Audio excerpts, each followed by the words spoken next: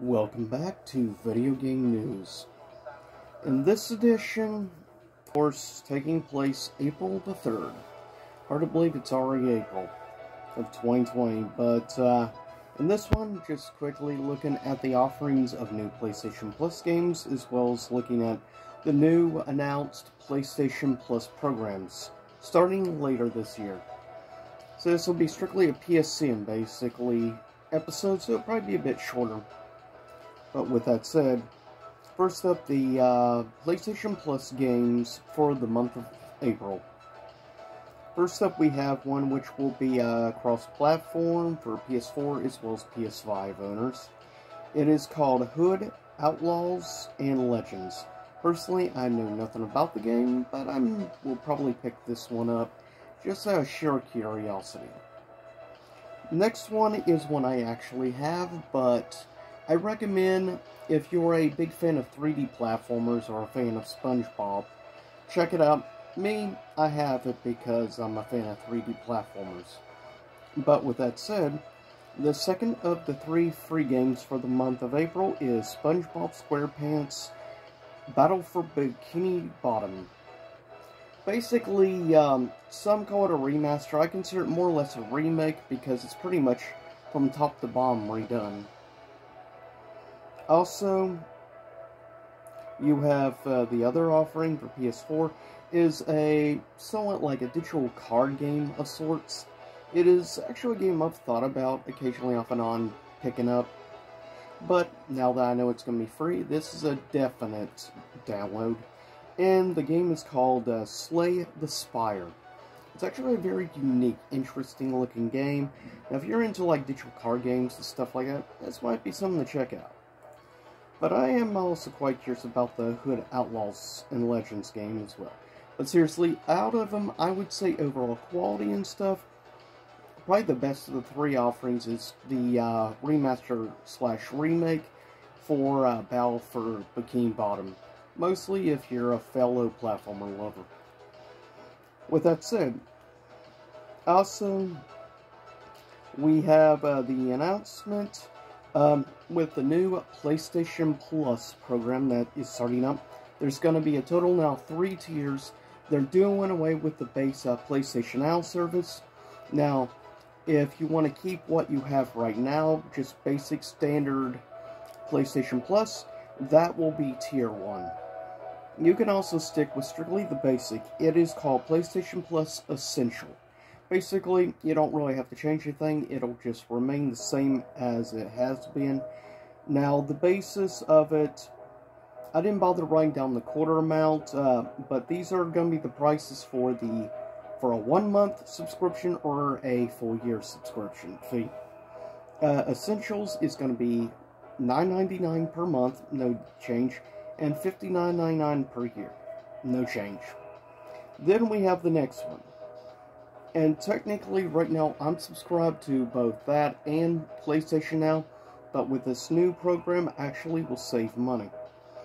The second tier is called the PlayStation Plus Extra. Now, it will include PlayStation Plus, the base, Essential, plus it will also include PlayStation Now, combined together in a bundle pack. Now, separately, on average, if you pay full price, you'd be paying $120 a year for both subscriptions, $60 each. But with this new extra second tier you will get PlayStation Now bundled together, which includes up to of digital games, around 400 games. That is a combination of PS4 games, as well as, of course, PlayStation 3 games. Now, unlike PS4 games, which some are download and others stream, all PlayStation 3 games are stream only, unfortunately. One of the few drawbacks to PS Now, unfortunately. Because that's the thing, like, there's some really good PS3 games you can play on it, but since it's streaming, basically you just have to hope you have decent enough internet to be able to stream in reasonable quality. But, in total, it's going to cost $14.99 a month if you pay month-by-month basis. For the bundle of extra, it will cost $99.99 a year. So, might as well say $100. Separately, like how it's been for me, would be $120. So you can get this bundle version and say $20 a year, and you still get both programs together. So I actually think, economically speaking, on the yearly basis, this is probably what I personally will probably go with, will be the extra Tier 2. Though, admittedly, Tier 3 is actually intrigues me as well. And price-wise, it would cost me the same as I pay now for both things separately. Like I said, with the PS3 stuff, games will be done via cloud streaming. A good catalog of beloved classics available in streaming and, of course, download options. And now, with the next tier, we have, here's some of the stuff about it. From the, included in this next one is from original PlayStation 1 games, PlayStation 2 games, and PlayStation Portable games. Now that has me very intrigued. Gems offer via cloud streaming access for original PS1, PS2, and PSP, as well as, of course, PS4 games offered. In the extra and premium tiers, which, of course, that's the third tier, basically, is PlayStation Plus Premium. In markets, depending on where you live, PlayStation Now is currently available, can stream games using PS4/PS5 consoles. Also, of course, this will also include, apparently, and PC. Time-limited game trials also are offered for new games and stuff. So that's actually one nice little perk. Also, we'll also offer in this tier, customers can try select games before they buy. That's a nice little feature, I think, personally. But overall, when it comes down to it, my personal perspective on this, with the tiers, regular is fine if you don't really want to change anything and keep as is. Extra is a pretty nice offer. The fact you can get both it and now together for $20 less than having them separately as of right now. So you actually save a little money and get both together. Or you can pay basically the same amount you pay now, getting PS Now and PS Plus separately together for $120 a year, basically, and get Premium instead, which is quite a nice little upgrade. The fact it will include over 300 additional digital games, specifically from the PS1, PS2, and PSP libraries.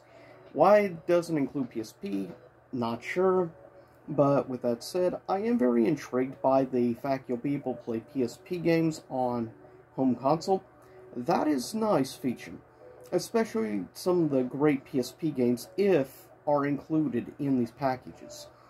You have great bundles on the PSP, like, well, you had some great stuff like the, from the ground up remake of Maverick Hunter X of Mega Man X, as well as the original classic Mega Man got a remake on PSP.